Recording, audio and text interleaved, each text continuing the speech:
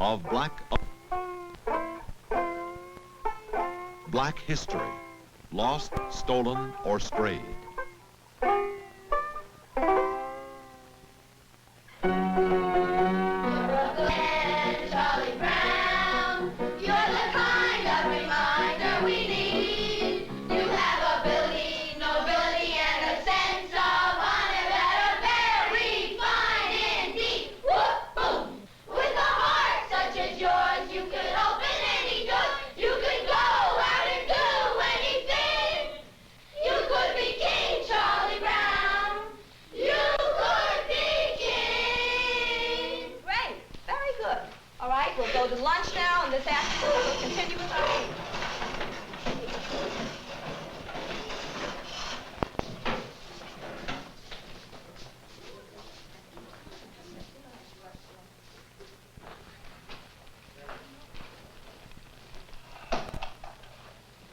No, I could never fit in that.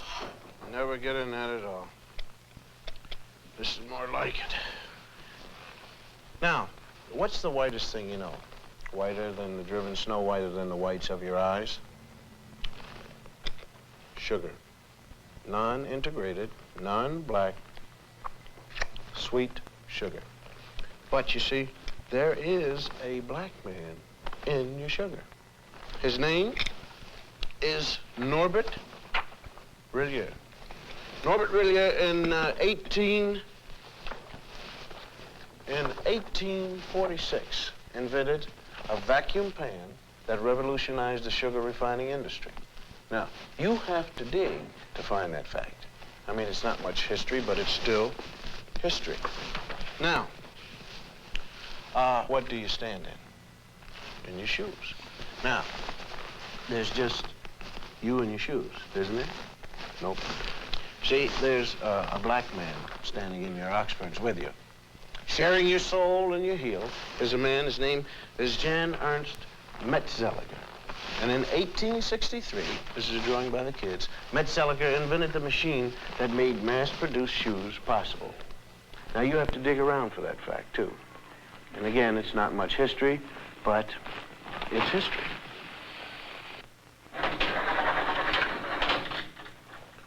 Am I coming in clear to California? I mean, is this TV signal driving through a pass in the Sierra Nevada mountains and slipping into San Francisco? Okay, well, I want to thank you, Jim Beckworth. Jim Beckworth out of St. Louis, hunter, trapper, and honorary chief of the Crow tribe of Indians. We had trouble finding you, Jim. Though you helped open the West, you didn't make the books. Chicago, right here, where the Wrigley building is. Young fellow by the name of Jean-Baptiste de Sable. Jean-Baptiste, he founded Chicago, when he traded with the Indians. And of course, there it is right there at that particular time. It was called Chicago, or Stinking Onion, by the Indians. And de Sable, he didn't even change the name at all. Now you take the Lewis and Clark expedition here, right in there. You'll find a black man named York, helping to open the West. Those men are trying to wash the black out of York. That's what you might call historically significant, because a lot of people think we ought to wash white, but we ain't gonna, you see. Texas. Coming to you, Texas, right down the Chisholm Trail, right here. Right down there with 5,000 black cowboys who never made it to the Hollywood Western. Did you know that, huh? In this same group, there was one black outlaw. His name was Deadwood Dick, who claimed his soul brothers were Bat Masterson, Billy the Kid, and Jesse James. Deadwood Dick used to ride into the saloon, order 2 drinks, one for himself and one for his horse. And here's his horse drinking a shot of red-eye with a straw. And how about the 186,000 blacks who fought on the Union side during the Civil War? 38,000 died. How about Teddy Roosevelt's charge up San Juan Hill? It wasn't just the Rough Riders who made it. 4 black regiments went right up with Teddy. They didn't get lost going up the hill. They got lost in the history books. How about the North Pole? Snow White? Well, the first man there was black, Matthew Henson. He spoke Eskimo. And he was Admiral Perry's navigator. And although he made it first to the pole, it never quite made it to the history books. And how about your heart? Can we get there? All right. Daniel Hale Williams first performed open heart surgery successfully. Now, this list could go on forever. Blacks who made it, blacks who made history, but who didn't get into the history text at all. And the strange thing is how little there is about us in the textbooks. Napoleon once said history is a fable agreed upon, and the fable agreed upon up to now is that American history is white on white. But sometimes we did get into the history books. All wrong. Now you take this one. The Growth of the American Republic, 1942 edition. Samuel Eliot Morrison, Henry Steele Commager. Quote, as for. This has to do with slavery. As for Sambo, Professor Morrison. Sambo, Professor Commager. As for Sambo, whose wrongs moved the abolitionists to wrath and tears, there is some reason to believe that he suffered less than any other class in the South from its peculiar institution. Peculiar institution means slavery. Although brought to America by force, the incurably optimistic Negro soon became attached to the country and devoted to his white folks. Unquote. Those lines were written by two Pulitzer Prize-winning white Northern professors.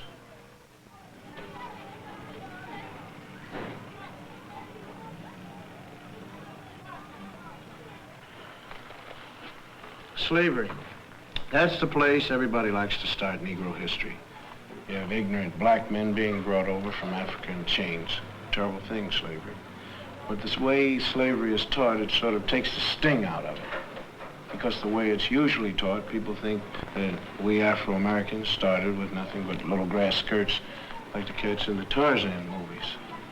And though America gave us slavery, America kindly gave us religion and a lick or two of education. And when we get more jobs and more education, then up from slavery.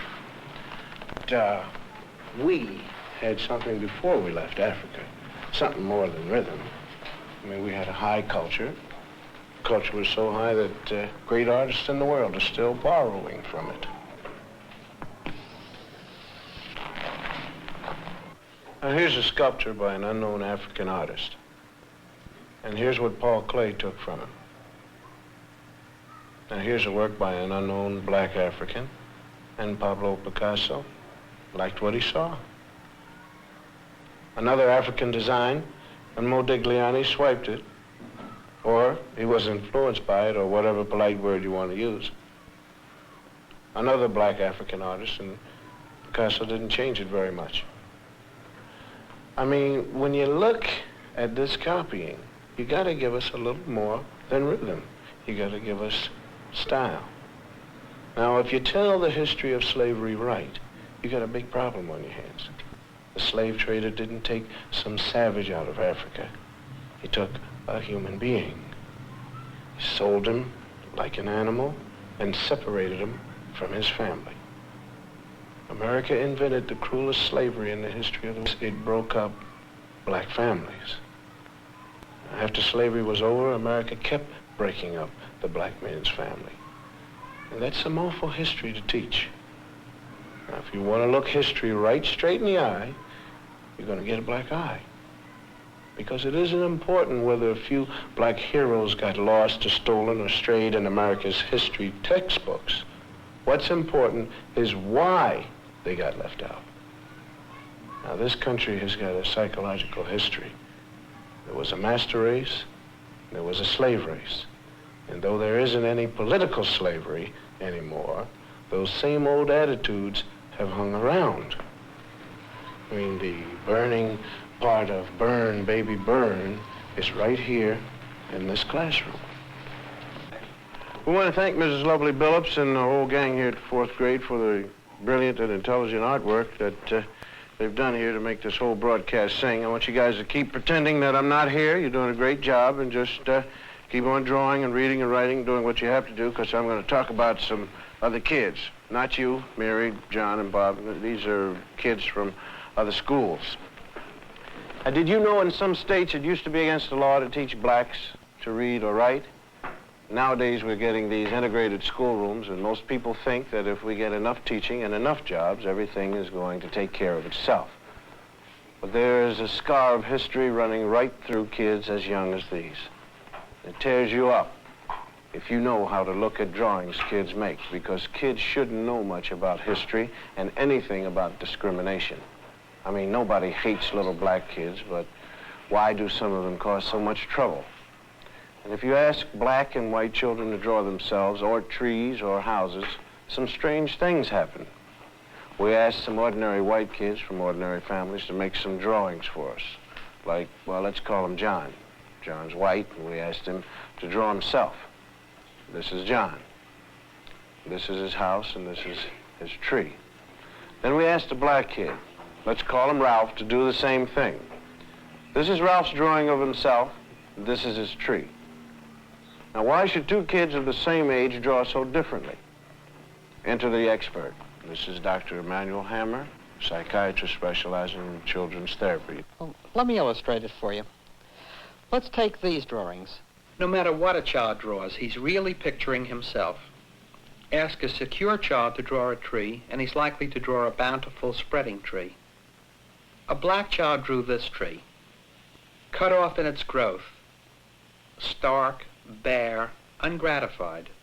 It works the same way with drawings of people. Normal children, average drawings. The mood is happy, the child feels capable, the drawings are complete, and the arms are developed to emphasize strength. These children were old enough to draw complete figures. The significant fact is what they left out: arms, hands. A child may sense that a situation in life is so powerless that he himself is equivalent to an armless man. My own study reveals that armless people appear 3 times more frequently in the drawings by black children than those by white. The faceless beings suggest that these youngsters not only feel themselves to be less than they might be, they don't even feel themselves to be. The black child who is forced to live in a hostile world may disappear in self-defense. He drifts through life feeling like a shadow. He stops caring, and he stops trying. A child who has this on his mind cannot be a child. A child who has this on his mind could want to burn down cities when he gets older. The whole confusion was summed up by a black 9-year-old in these 2 paintings. This is a 9-year-old boy draws a white man, Robin Hood maybe. And this is how the same boy draws himself. And this is the consequence of deformed history. Linda, close the curtains. Brian, lower the screen. Bonnie, lights, please. In the past 50 years, 33,000 feature films have been made in the United States, and about 6,000 of them have had parts for black actors. For the most part, the black portraits have been drawn by white writers, white producers, and white directors for a white audience.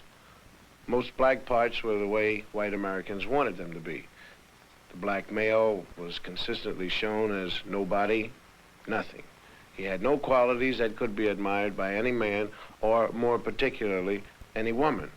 When the sun goes down, the tide goes down, the dark gather round and they all begin to shout, hey, hey, Uncle Dudley. White people didn't like to think much about them, sort of like a relative you got in a rest home. I mean, happy darkies, dancing and singing was all they wanted to hear about. Being good Christians, the whites out front liked to think the blacks out back were kind of happy.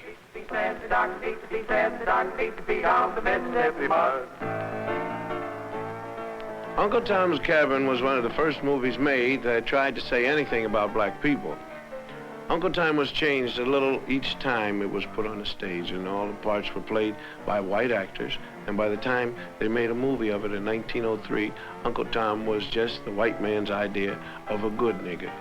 You might say he was what H. Rap Brown ain't. They made this picture 5 times. And by the time they finished with it, Mickey Rooney could have played Uncle Tom.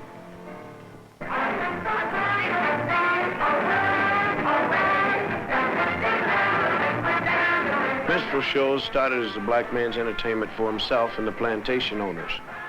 When they were filmed, though, they were done by a white cast. You figure that out. They were done as sort of a joke, and the black entertainer couldn't even get a job making fun of himself. The first really vicious anti-Negro film was called The Birth of a Nation, and it was a honey. And the second worst thing about it was that technically in 1918 it was the best movie that had ever been made. A cat named D.W. Griffith produced it, and he knew how. See? Birth of a Nation pretended to tell the story of the Civil War and what happened afterwards when the slaves were freed. White women couldn't walk her own sidewalk, if you believe the picture.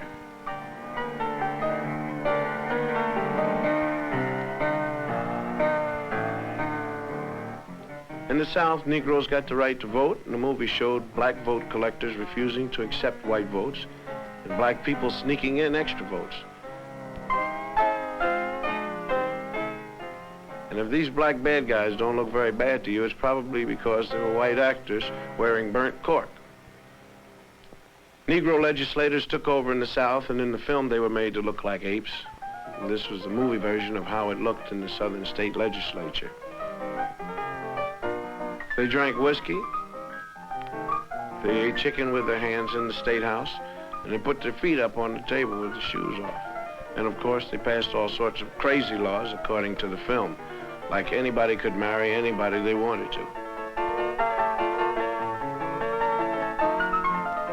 It was obvious to anyone who saw this picture that Negroes weren't fit to govern themselves or anyone else because they really weren't people. This film is 50 years old, and it may look silly and out of date now, but it didn't look silly when it was made and seen.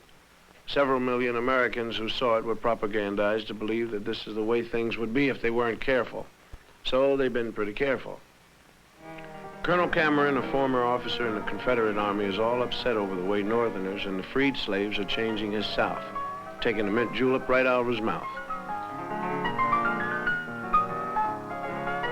So he takes a walk one day while he's worrying about it, and he sees two white kids playing, and then four black kids come along. Being hardly human and naturally afraid of ghosts, the black kids run. Colonel Cameron sees the whole scene, gets his great idea, and with this, that great white all-American organization, the KKK, was born. The cavalry and the bedsheet has come to the rescue. The South is saved. In this picture, the Ku Klux Klan was the good boy who saved the South. Most Hollywood films, though, even the early ones, weren't really nasty. Nobody was sitting around saying, hey, let's take care of the niggers. What producers were doing was making money. And to make money, they made pictures that white ticket buyers would enjoy. They showed Negroes the way most Americans like to think of them.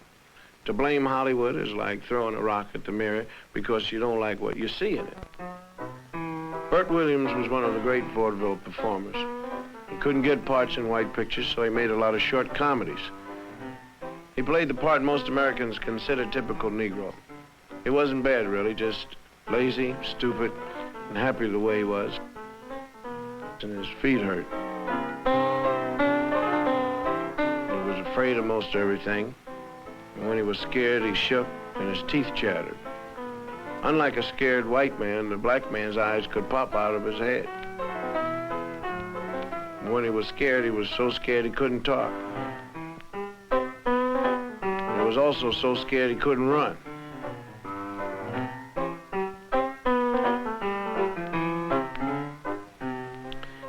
Black women, on the other hand, were steady and imperturbable.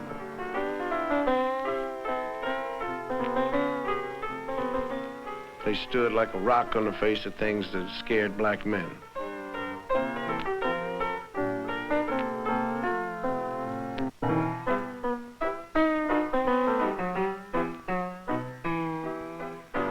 Another strange physical characteristic was when they were really very scared, the guys turned white. When you look back on these old films, the patterns come jumping out at you. The most consistent thing about them was the attack on the black man. He was never even given the privilege of being a man. He was a boy, as in, you know, here, boy.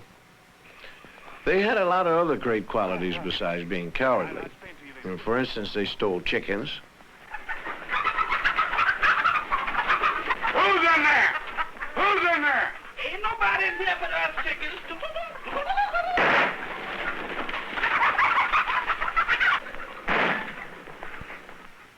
They shot craps. Dice, your papa talking to you now, Dice. Come on. Just hit them one more time.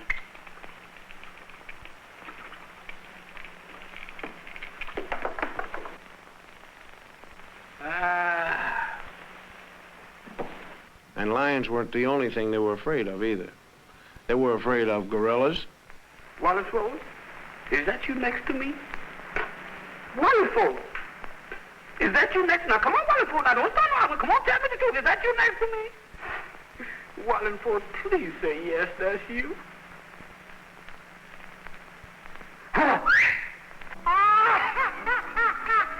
They were also afraid of ghosts and skeletons. Jeff? Is that you scratching my head? Jeff? Jeff! Now, come on, now, what are you looking at?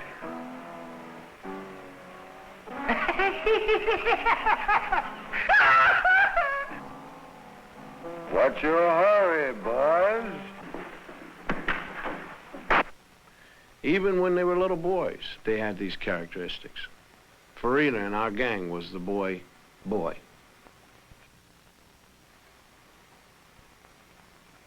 The tradition of the lazy, stupid, crap-shooting, chicken-stealing idiot was popularized by an actor named Lincoln Theodore Monroe Andrew Perry. The cat made $2 million in 5 years in the middle 30s, and everyone who ever saw a movie laughed at Steppin' Fetchit. Come out, wherever you is, wherever you be, wherever you do. Come out, wherever you am. How's the government looking for you? Where you going, stranger? You scare somebody stiff like that. I'm looking for hillbillies as you are. I ain't saying I am and I ain't saying I ain't. Well, that's close enough for me, because I'm tired of walking myself. The government told me I got to bring in a hillbilly, so you come go with me to Washington. I ain't a-going. That's the color of another horse. Well, I tell you, you don't go for me. We go for the Navy. No. I go for the Navy. Well, I tell you, go for the Army. No, I won't go for the Army. No, I won't go for Texas. It's too bad he was as good at it as he was. The character he played was planted in a lot of people's head, and they remember it the rest of their lives as clear as an auto accident. What's that? Are you an Indian? Yes, man, you don't know. I got Army Indian. I got 1 for the Cherokee, 2 for Seminole, and I got 4/5 Hiawatha. Wait a minute. Hiawatha was a woman. I can't help it. I got 4/5 of them.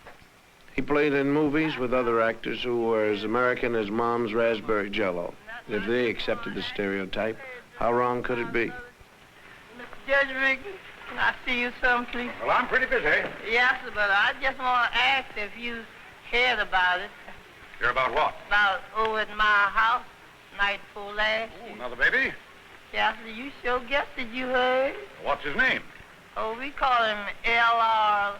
Elias Rigby Livingston. Oh, named him after me, did you? Yes, Elias Rigby. I told my wife Ethel, I said, honey, I know Judge sure gonna be gratified. Well, of course, yes, I appreciate the honor. Yes, sir. I suppose a compliment, and I ought to do something for you. Yes, sir, that's what I thought. You come over to my place tomorrow, and I'll give you a job. Yeah. Raking leaves. I asked him for wait. All-American little Shirley Temple played a lot of parts that involved her with black actors. She was always real nice to them. Oh, James Henry, you always do it wrong. This is an imitation Steppin' Fetchit named Willie Best with Shirley. Come on, Miss Virgie. I just won't budge. I'll show them I'm The not cute little white girl was brave and strong in the face of danger. And the big black man was stupid and cowardly. What are you afraid of them for? Oh, honey child, them Yankees is mighty powerful. They can even change the weather. Yes? Whenever they come around, I never know whether it's winter or summer. I'm shivering and sweating at the same time. James Henry, serve these cookies to Master Harold and wipe his chin. Yes, ma'am, Miss Bird. She was good to them, and they were good to her. Sort of a master and pet relationship. How would you like to see Uncle Billy dance? Oh! All right, James Henry, let's get going, son.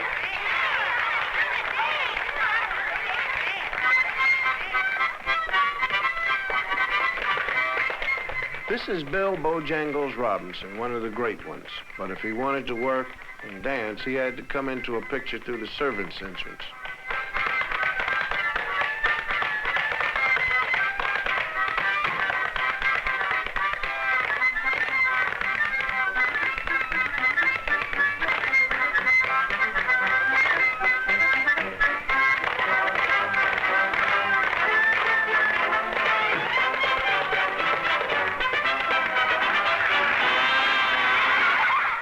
Shirley was good to children, too.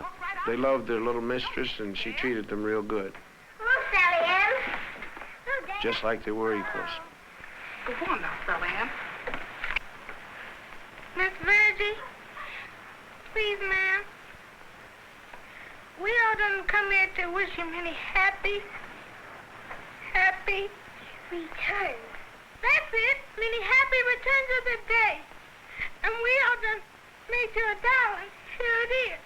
Miss Virgie, there was more I had to say, but Emmy, I forgot it.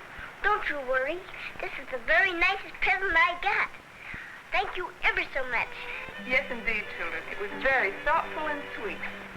Come now, dear. I'll see you later. Say late. Oh, we'll be waiting. I suppose it might have surprised a lot of Hollywood producers to know a scene like that could actually make a lot of people, mostly black, sick to their stomach.